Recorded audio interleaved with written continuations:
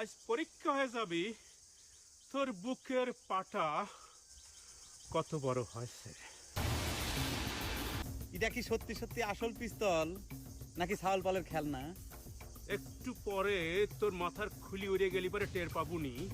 ডাক্তারি বিদ্যায় যতটুকু শিখেছি এই দুনিয়ায় বন্দুকের গুলি খায় মরার কষ্ট সবচাইতে কম। আপনার হাত যদি সই থাকে ভাই, তাহলে পর আমার এই বুকের ভিতর একটা গুলি করে দেন। আমার এই বুকের ভিতর অনেক কষ্ট রে ভাই, সেই কষ্ট নিয়ে আমি বসবাস করতেছি। বিষ খায় আত্মহত্যা করার মতো মানুষ আমি না। এরকম কাপুরুষের কাম আমি জীবনেও করে পারবো না। আপনি আমার বুকের গুলি চালান ভাই।